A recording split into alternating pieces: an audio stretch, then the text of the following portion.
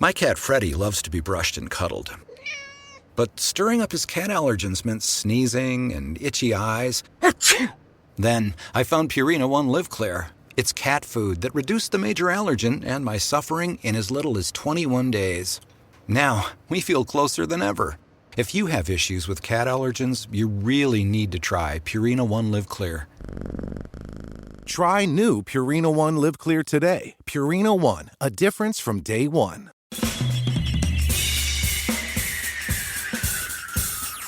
This is The Other Side of Midnight with Frank Morano. They're running a strange program, y'all. Now, here's Frank Morano.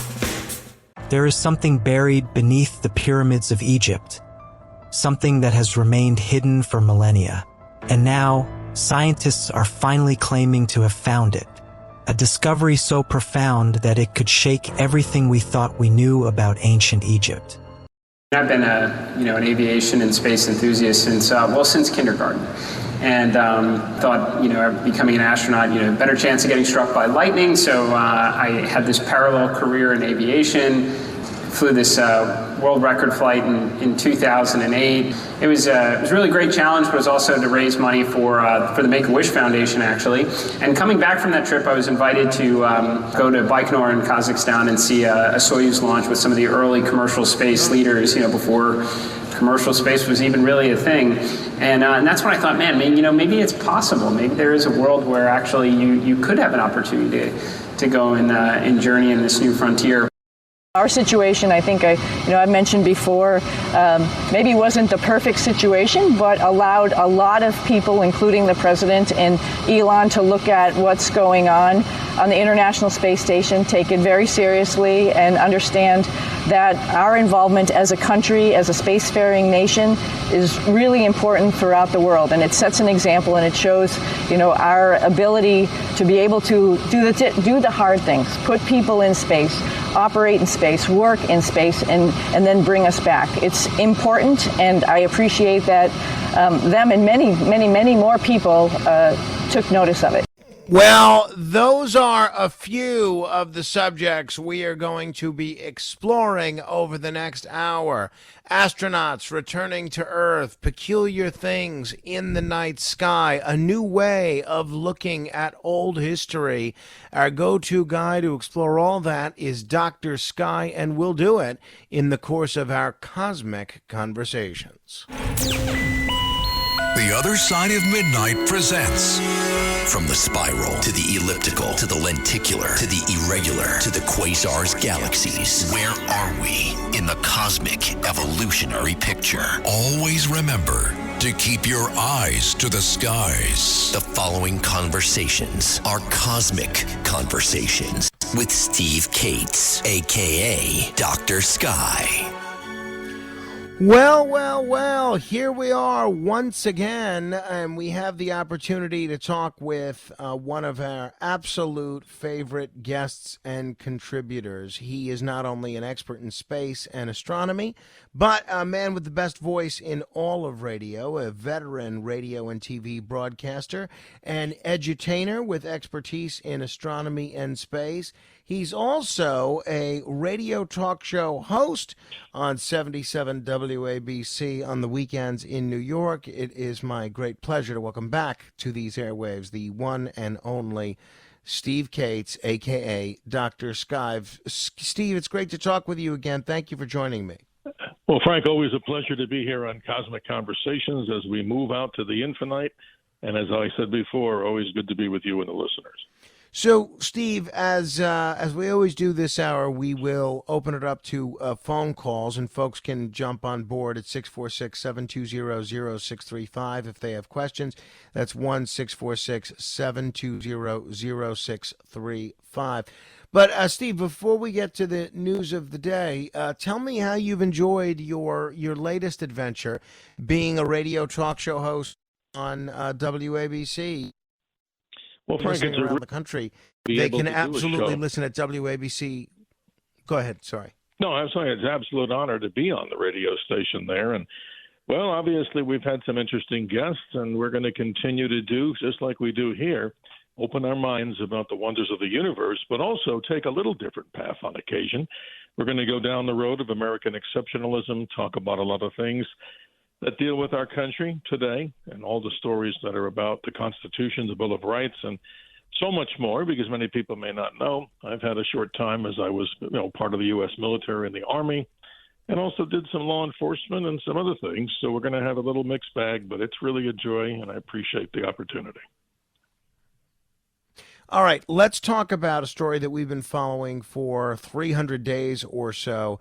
That's the story of these astronauts that are now back from the International Space Station, thank goodness. They did a press conference just a couple of days ago on readjusting to life on Earth. First, here is Suni Williams. It's, again, an honor that actually people are paying attention, and I'm very thankful that people are paying attention. And, sometimes good news, bad news, it's just news, and it's good for space exploration, and that's what we're all about. Our mission, of course, building and working on the International Space Station was just awesome, and we all had the opportunity to do that. But we also have bigger goals of exploring our solar system, going back to the moon, going on to Mars, and to get people understanding that it is hard, it is difficult, and what we do up there is really awesome. And I think at least that we had a little bit of that came with the interest in this mission. And if we can perpetuate that and tell people a little bit more and have the opportunity, the forum to do that, I'm very thankful for that. And her partner throughout the 200 and some odd day sojourn, Butch Wilmore, talked about what we thought was, no surprise, the strangest and the most difficult aspect of this trip. Here was Butch. Yes, I would say it was difficult. It wasn't in the preparation, but in my family, we talk about these possibilities. We discussed all of this. We never said we were going to be gone for 9 months, but it turned out that way. But the discussions we had, and it's not just discussions prior to the mission launch, this is the way we've trained our daughters from the time they were born, because their dad isn't a unique occupation, right? This is not the norm leaving the planet. And they understand that. And they, again, use that term, pivoted and got on board, understanding that this is part of what families and these type of businesses do. And it's not just in human spaceflight. This is military, armed forces, police forces, all across all different types of occupations that are involved in the possibility of extended stays away. And we're not unique in that. And so they understand that. They have friends that have parents in other areas where they've been involved in similar type situations, and all of that came together. And, the Lord's help, we persevered, and they persevered, and I can tell you, I am very proud of them. Steve, give me your take on where we are with this, about space travel in the aftermath of this mission, and your take on these two specifically. What does this mission tell us about the risks of space travel, for instance? Well, Frank, good questions. Let's start with, of course, the two astronauts who've returned. They really do embody the right stuff. I mean, these are both Naval Academy graduates. They are cool, calm, and collected. I mean, they're prepared for most contingencies and maybe even many emergencies. But I think it's great that we have brought them back. The politics of that, we could talk about that forever as to whether the Biden administration intentionally didn't want them to come back, as in, of course, dealing with Elon Musk. But I don't know if that's really an appropriate topic at this point. But I always like to be positive. So I think we're going to see more things really in the positive way for manned exploration. And right now, Frank, an amazing mission is actually taking place right before the world's eyes. And it's this, again, SpaceX particular mission known as FRAM-2, which is doing something totally incredible right now. These astronauts are doing something unprecedented in space history. They're actually on a 5 or 6 day mission on what they call a polar orbit. And this has never been done before, and there's many reasons for it. But these astronauts are probably, in my estimation, on one of the most potentially dangerous missions, because they're flying through the magnetic field heavily with the auroras. And people can follow them. If you go on YouTube, you can just see where they are doing polar missions. So I think in summary, the outlook for manned exploration in space, I think it looks very promising. And I'm all excited, and I'm sure you and the listeners are too. So when we talk about those astronauts and polar missions or these astronauts that ended up staying in space much longer than they anticipated, how unusual is it for a short space mission to turn into a long-term stay? Or is it more common than people realize? Well, it's very uncommon. I mean, they made some 4,760 orbits of the Earth, Butch and Suni, over the course of time. And again, that's very unusual because I can't recollect any major space mission that had this long duration, except if we go back in history to the pinnacle of the story of Apollo 13. And that was a real near space disaster. Obviously, the astronauts, for people who may not know, during part of their mission as they were going around the moon, one of their oxygen tanks, when they stirred it, actually exploded. And, Tom Hanks, of course, I think did an excellent job with other, famous actors in depicting that. But it's quite unusual, let's say that, other than things like Apollo 13, where near disaster could have come about if the astronauts and engineers couldn't have quick fixes to bring those people back. Did we learn anything, Steve, about the kind of physical and psychological effects that a long, unplanned extension has on astronauts? I think the research is still going on, Frank, but I think in general terms, which I'll speak about, I'm not a medical doctor, of course, but we find out that the longer you're in space, the zero gravity does affect the body. And there's differences in how bones deteriorate, differences in maybe blood pressure, eye conditions. We've even heard, and I think we've talked about this before, astronauts all the way back to the Apollo days and even current ISS space station astronauts say that if they close their eyes and try to sleep, they'll see these big flashes in their eye from radiation, maybe some small doses of cosmic rays or other radiation in space. But it's interesting, when all of these astronauts return, I didn't see the actual after the hatch open video. I don't know if you did, but they're not simply able to just jump up and maybe go out and do a marathon out there or go dancing or anything. It just takes quite a while to adjust. And apparently these two have come back with little or no damage, and no deleterious effects, at least were reported from this astronaut duration long mission. Obviously, this was a pretty good week for Elon Musk. Not only did he retain his place as the world's richest man, but he is being celebrated for, I think, being worth $300 billion. And this was a very good accomplishment for his spacefaring adventures. What does this say for the future of private sector space travel and SpaceX specifically, given the fact that it was SpaceX that sort of came to the rescue here? Well, if I have this correct, Frank, I think I've read a number of times on the internet that now SpaceX doesn't have to go into a bid situation on many of the new missions that are coming about. But let's not forget, to answer directly what you're talking about, or the listeners I'm sure would want to know about, I think it's a great opportunity. It's like the gold rush of California, let's say, without digging minerals out of the earth. A great opportunity for entrepreneurs in the space world. And look what they've done with a couple of these little privatized moon missions just recently. Even if one tipped over on the moon the second time, still a great feat. And then, of course, looking at all these other little missions that have taken place. So I think it's really positive. There's so many of these companies sprouting up. And frankly, always to be honest with you and the audience out there, it's kind of hard to keep track of these, don't you think? Every day there's a company launching something. And I'd say a good 90% plus of these are successful. And I think it's a great future ahead for privatizing of space. And I think NASA has to really relook and maybe reshape its mission right now.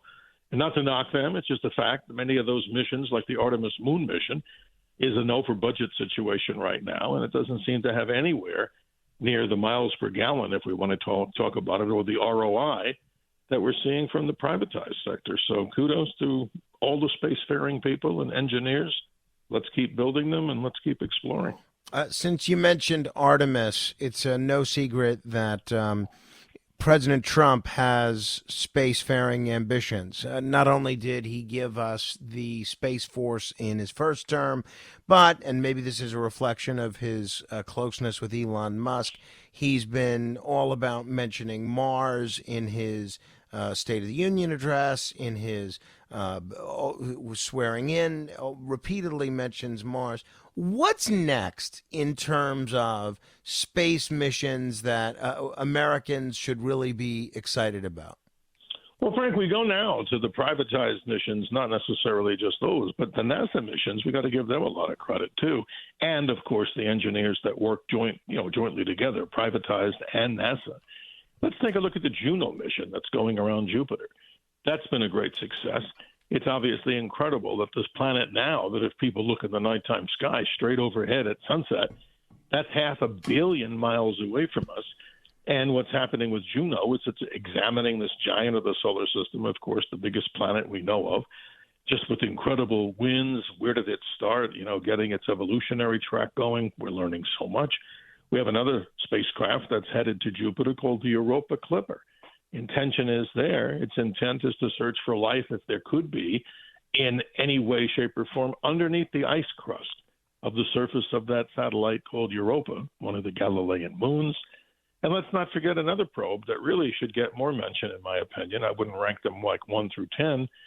I think the Parker Solar Probe is something also incredible. A sun-faring mission that's been going on for years that, Frank, has gotten so close to the sun within, say, 4 million miles and is now on record as being the fastest object that humans have ever sent into space. When it gets close to the gravity of the sun, it's pushed around 400,000 miles per hour. So that's amazing. We have so much going on out there. As I said before, it's almost very difficult to keep track of all these missions. And even the old ones like Voyager, they still continue at the far reaches of the solar system. Again, still transmitting information half a century later. All right, we're going to continue in a moment talking with Steve Kates, a.k.a. Dr. Sky. If you have questions, go ahead and give me a call. Give us a call. Steve will answer them at 646-720-0635. That's 1-646-720-0635. In a moment, we'll explore the issue with, of all things, space advertising. That is straight ahead. The Other Side of Midnight with Frank Morano. I'm Cindy Lauper with fellow Cosentix advocate, Chef Michelle Bernstein. We'll share our experiences with plaque psoriasis, with psoriatic arthritis, and Dr. Panico will talk about the possible connection. Cosentix secukinumab is prescribed for adults with moderate to severe plaque psoriasis 300 milligram dose and adults with active psoriatic arthritis 150 milligram dose. Don't use if you're allergic to Cosentix. Before starting, get checked for tuberculosis.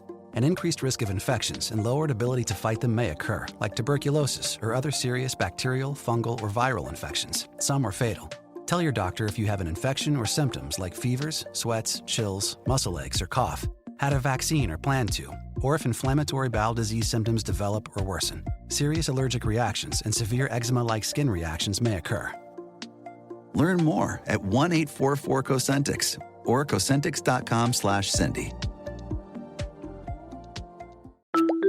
Hi, this is Debbie, your Blinds.com design consultant. Oh, wow. A real person. Yep. I am here to help you with everything from selecting the perfect window treatments to... Well, I've got a complicated project. Oh, not a problem. I can even schedule a professional measure and install. We can also send you samples, fast and free. I just might have to do more. Oh, okay. So the first room we're looking at is for guests. Shop Blinds.com now and get up to 50% off with minimum purchase. Blinds.com. Rules and restrictions may apply. Your snacking routine can get a little dull. Time for a Light and Fit remix. Like a crunchy storm of graham cookies, caramel pearls, and dark chocolate, showering down into a smooth, creamy yogurt. Enjoy 3 Light and Fit remix varieties with craveable flavors and up to 120 calories and 10 grams of protein per 4.5-ounce serving. See remixyogurt.com.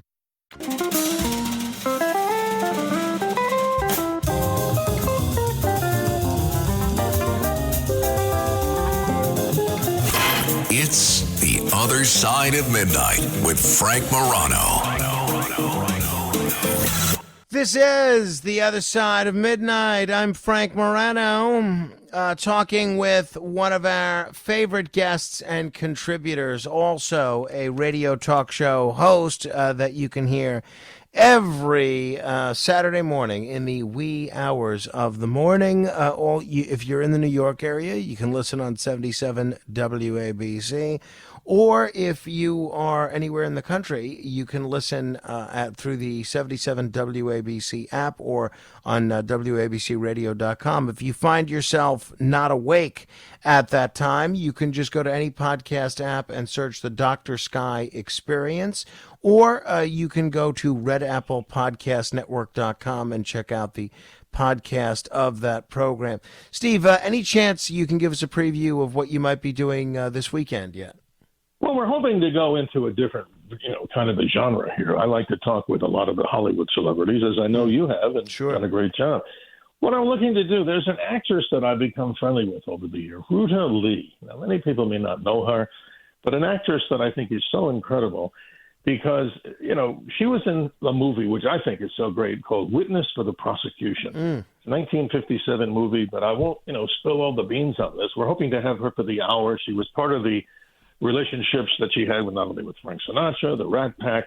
She knows everybody, and she was very close to Debbie Reynolds.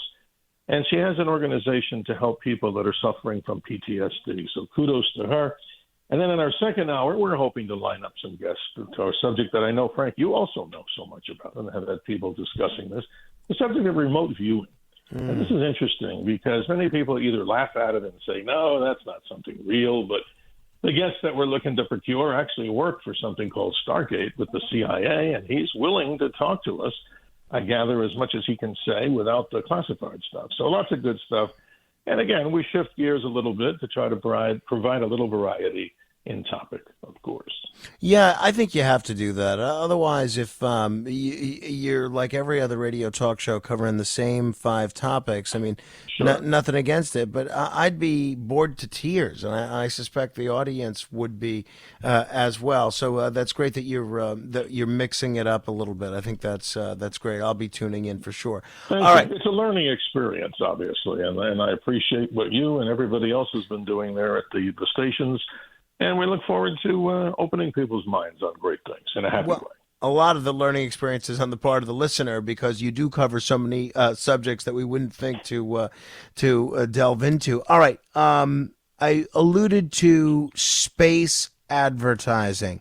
What is this? What are we talking about here when we talk about space advertising? And how would advertising in space affect the significant amount of astronomical research that's going on over there? Well, the quickest explanation, Frank, is taking what we see in these gigantic LED, billboards that are blasted all over. I'm here in Arizona, and I just drive down one of the freeways, and I literally have to shield my eyes, and I'm not the only one. Not to say, I'm a capitalist at heart, but space advertising, Frank, is taking that to the higher ground. And there's a company, a Russian company called Avant Space. I don't know if this is actually proven, but some allege that they've already placed a spacecraft in orbit. And what would its purpose be? Let's imagine you had a 100-inch television nowadays, hard enough to get out of the big box store and into a car, no doubt even mounting it on the wall. But from the ground, there would be advertising of your favorite or non-favorite brands orbiting the Earth. And the problematic thing with that is, look, I'm biased. We come from the astronomical world where dark skies are what we seek out, not necessarily sitting in the middle of a football stadium. And that's a great thing with the lights blaring. So a lot of people are very concerned about this, of course, in the astronomical, arena. So we have the previous general secretary of a group called the International Astronomical Union. He has raised the issue with the United Nations Committee on the Peaceful Uses of Outer Space. And I don't like the word ban, but that's exactly what they're trying to do, because from the astronomer's perspective, the sky, Frank, is just so overpopulated. You're taking an image, let's say, of a galaxy, and you're doing a research project, or for military purposes, trying to track a satellite. And what comes in the picture, it's photobombed, and the astronomers are going, not another one. And you look in the morning sky, or just after, sunset and just before sunrise, the sky is literally filled with these bright, shining, glaring objects. So, I don't know. I'm not necessarily happy to hear that if they turn it into an advertising campaign 200, 300 miles above the earth. But I gather would like to hear what the people think. So it's a mixed bag right there. Yeah, that is for sure. I'm looking forward to your show this weekend on remote viewing, and I read an article just last week. I mentioned it on the air about how some newly released documents show that remote viewing actually helps someone lay eyes on the Ark of the Covenant, which is pretty wild. And, who knows if that's true, but it certainly seems to open up the possibilities of what the ancient world has and what's left from the ancient world. There was a rather interesting discovery out of the world of ancient Egypt recently. What exactly did we learn with respect to ancient Egypt? Well, Frank, again, I'm not 100% sold on this particular subject, and I'm trying to do research, I'm sure like yourself and others. Basically, the story comes down to this. Using something very technical that spy satellites use called synthetic aperture radar, fancy term. In Earth terms, it means radar that can penetrate deep into the Earth. And we find that for military purposes, let's go and say that in the Iranian situation, our spy satellites or our surveillance satellites are looking to see where those theoretical bombs or the bomb factory is. But again, they're saying that apparently some of this research, it appears that well below some of the pyramids that are very close to Cairo, these are pyramids that stand, like one of them stands 479 feet tall, that there's this ancient city or something down below, but like a big spiral that goes down below. So I don't know. The story is incomplete at this point, but if it's true, it goes even to a bigger dimension. Not only how did they build, the Egyptians, the pyramids, which still have great mystery, how in good God's name would they be able to do all this tunneling? And that leads to the question that maybe it wasn't just them that did all this. So how does it get done? We have to first prove that it's really there. So I'm sure, many people are still scratching their head going, what did you just say? Is it confirmed? It's not, at least from what I've read. And maybe you have some other information on this. It's a great mystery. If true, it's probably one of the most amazing stories in modern times. That is for sure. And no, I have no additional information, but plenty of more questions. So it's certainly a story that I'm going to be following pretty closely. All right. The drama of Boeing continues to captivate public interest. And now, apparently, the new fighter jet, the F-47, is going to be a Boeing product. What do we know about where we are with this, Steve? And given the scandals, and I think that's the only way to put it, that Boeing's been involved with lately, what can you tell us about Boeing's involvement in this fighter jet? Should Americans be concerned?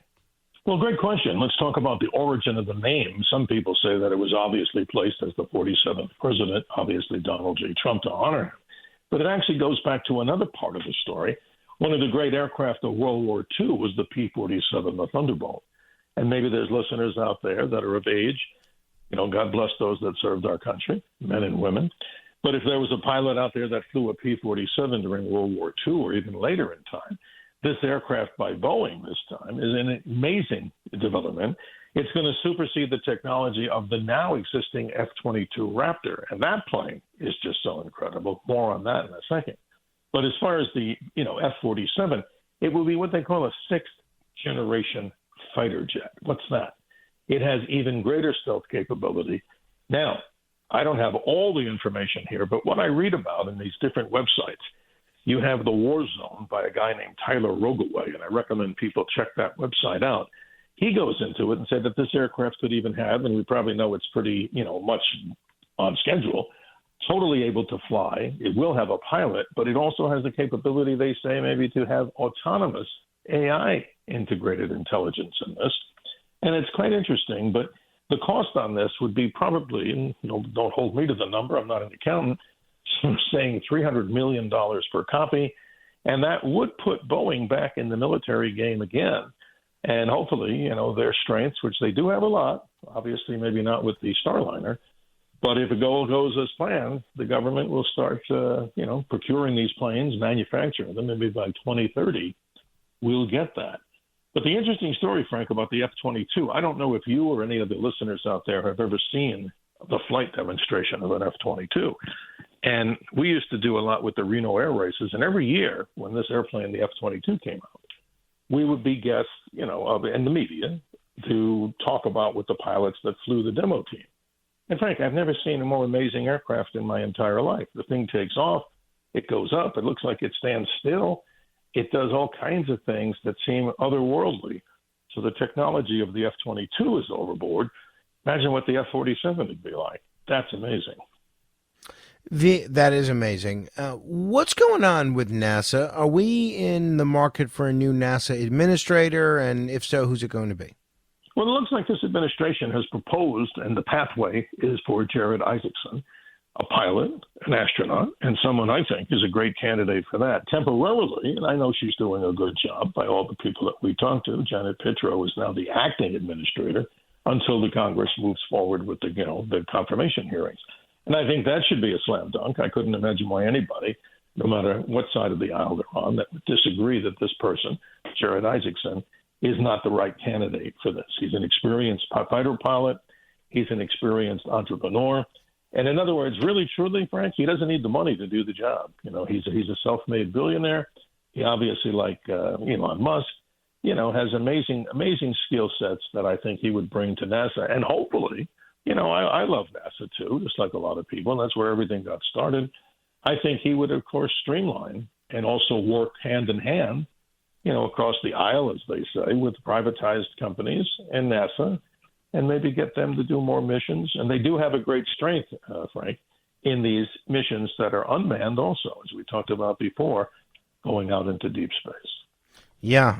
You mentioned the solar mission, which is pretty exciting earlier, where we're going to hopefully learn a bit more about solar activity and what the sun is up to. Apparently the sun is pretty active once again with a whole bunch of new solar flare activity, all part of everybody's favorite solar cycle, Solar Cycle 25. What's going on with the solar cycle that we're in, and are people going to even notice if we're on this planet?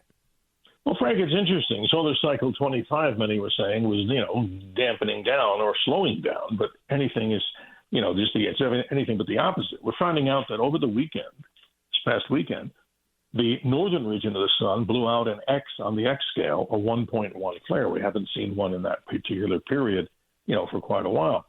The southern hemisphere of the sun has outpaced activity in the northern hemisphere. So astronomers that thought that Cycle 25 was about to wane are probably not right, because we haven't seen what the northern hemisphere can do. So that particular sunspot group is now on the sun right now. It comes from an area called Active Region 4046. I advise people to check spaceweather.com if you want to get a full view of the sun right now. And then there's another active group, which is in the southern hemisphere, Active Region 4048. But Frank, this is amazing what I'm about to say. And this is, I had to reread this 15 times to think I can make sense of it. You got everybody excited now, Steve. You got to deliver here. Well, this is big. Here we go. How about this? The power of the sun in 1 second. Now think about this. It's converting hydrogen to helium. It's taking massive amounts, like 600 million tons of hydrogen, converting into 596 million tons of helium. But all that is like somebody's doing an accounting spreadsheet. Here it is. In each second on the sun, it releases 400 sextillion kilowatts per second. If that were harnessed, and obviously it can't be, dream on, folks, and dream on, everybody, you could supply in that 1 second of energy, Frank, all the energy needs of the Earth for 4 million years from 1 second. Now, people are probably saying, okay, Dr. Sky, tell us what a sextillion is. 1,000 trillion is a sextillion. So can you imagine the unbelievable power in a second? 400 sextillion kilowatts would supply the Earth's energy needs for 4 million years. Wow. Isn't that a big number? And what is it? It's 1 to the 23rd power, in case we have any math students out there. That's off the charts. And to advert to my prior question, with Solar Cycle 25 and increased solar activity, will world citizens or Americans see any difference in their day-to-day lives? Are they going to have any difference in radio transmission, television transmission, power outages? Will it be hotter? Will it be not hotter? Will it be sunnier? As far as everybody listening, will they see any difference in terms of what the solar activity means to them? Probably not in the direct sense. Back in May, Frank, we had a tremendous solar flare blow off the sun. Everybody in the northern and southern hemispheres, even to the equator, got to see the auroras. But I feel for the astronauts on Fram 2 right now. They're actually going into the aurora fields, and they're actually sending, if people look again at spaceweather.com, they're actually appealing for people on the ground who take pictures. So as they're orbiting the Earth, they can uplink those pictures to them. Not that they're going to navigate around the auroras, but it's kind of like a citizen science project to help them out as they go. But unless we get a massive solar flare, and I'm talking about on the X flare scale, a 1 is powerful, but this one, which produced this thing called a CME, that's the residual stuff that blows out into space, to keep it simple. That one we were missed by. But it also created a radio blackout, which is one of these big photon absorption events where if you had shortwave radio in the North and South Pole, you couldn't communicate or even hear anything on the radio because of the protons coming in. So all I can say is if solar cycle 25 in the Northern Hemisphere starts to crank up, we could see some, interruptions in communication. But thank God, at least for this point, Frank, nothing like the 1859 Carrington solar event, which if it happened tomorrow or tonight or whenever, the next day, a week or whatever, it would seriously do, and I consider catastrophic damage to power supplies, to satellites, and not to be negative, but to the whole cellular grid. Something pretty nasty would happen if we had one on that scale. All right, we're going to continue with Dr. Sky in a moment. If you have questions, you can give him a call and us a call, 646-720-0635. That's 1-646-720-0635. 8 open lines if you want to jump on board. Now's the time. If not, I have a ton of other interesting things that we're going to go get into as part of our Cosmic Conversations straight ahead. The Other Side of Midnight.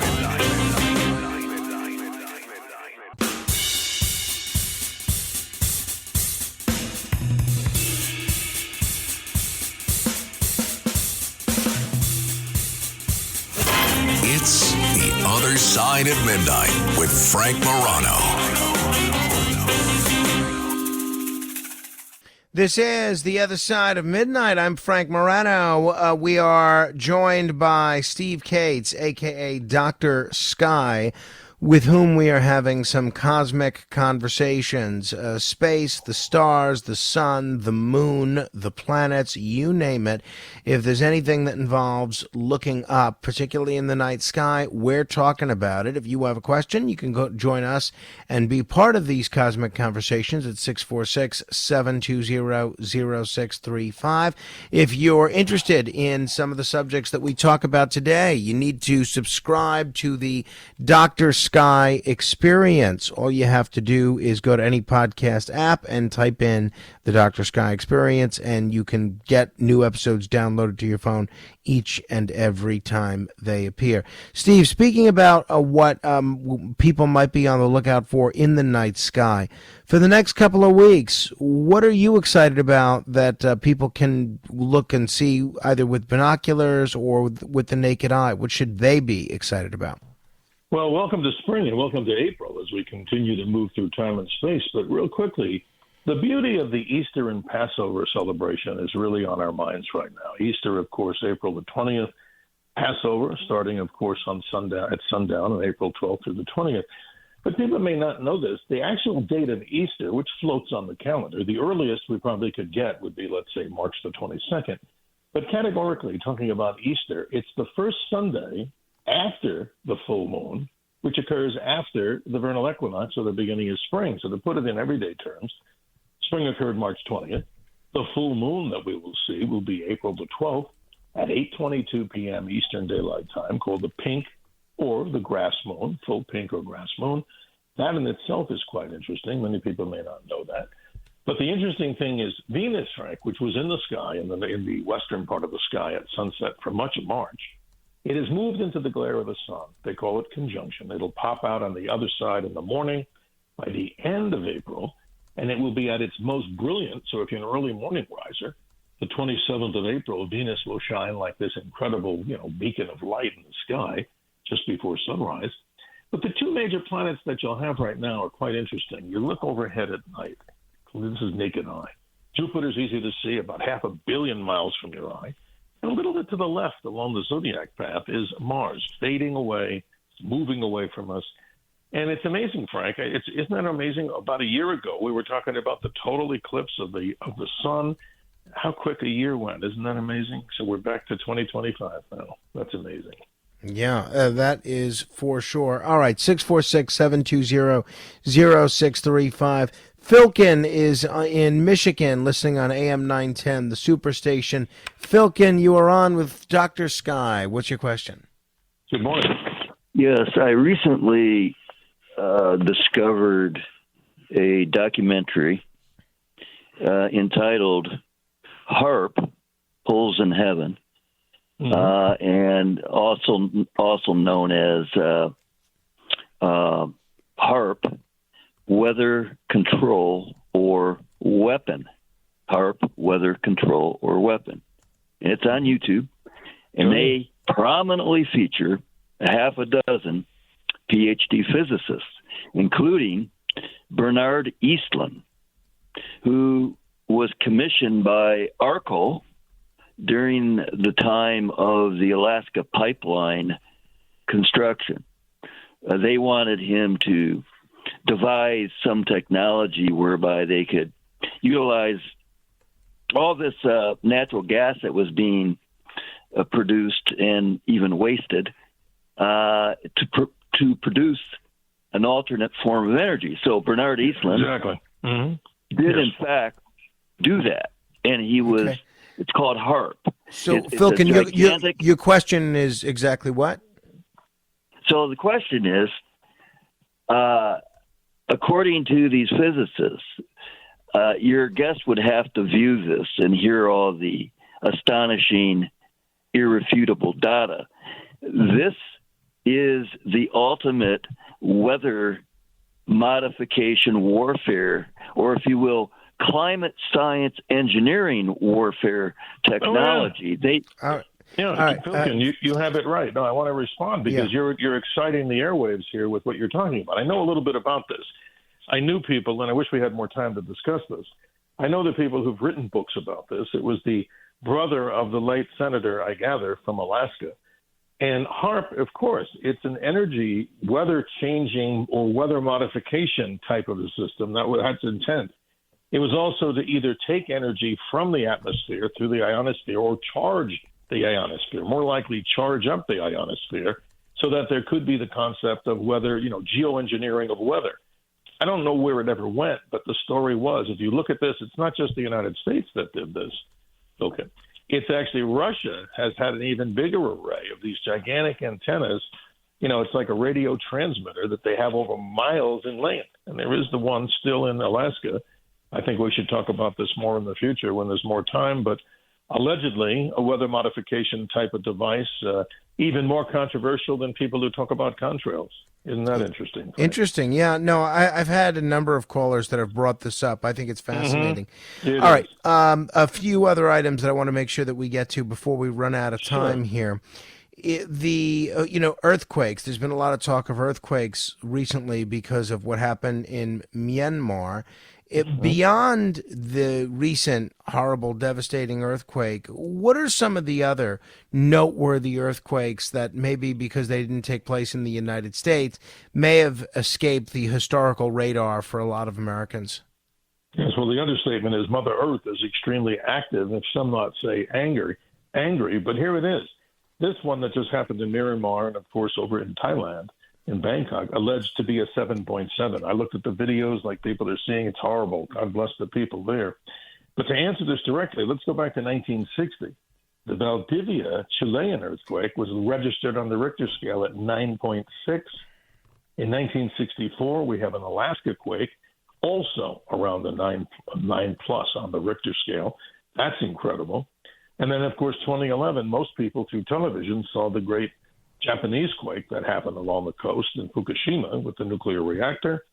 And then lastly, a 9.0 in 1952 in Kamchatka, which is that big piece of land that sticks out way up in the northern part of Russia in the Pacific Ocean, where the Soviet Navy, or at least the Russian Navy now, has a lot of their submarine fleet and also some of their surface ships. So the Earth is extremely active. But why are we talking about this? Because it's that ring of fire, that geologic, where the two plates, the tectonic plates, rise and fall, and have not stopped and won't stop anytime soon. It's just amazing what happens when you get an earthquake. Even a 4.0 can be damaging and devastating. But imagine being around those in the 9 plus scale. Just horrific. That is for sure. Steve, before we run out of time here, one of our North Stars, if you will, one of our guiding lights, has always been whether or not there's life elsewhere in the universe, and whether it's there now, could there be life elsewhere in the universe? And a lot of people are asking that same question again regarding Proxima Centauri and whether or not there could be planets that support life in the vicinity of Proxima Centauri. Where is Proxima Centauri? What is Proxima Centauri? And why are folks asking this question about planets and life around Proxima Centauri? Well, the Great Star System, the closest one to the Earth, is the Alpha Centauri system.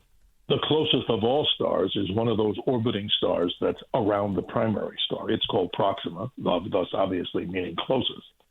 Astronomers know it's a red dwarf. So a lot of folks have said in the astronomical world that there maybe we got this wrong, they're saying, that life just doesn't exist around sun-like stars like us, but maybe these old extinct stars.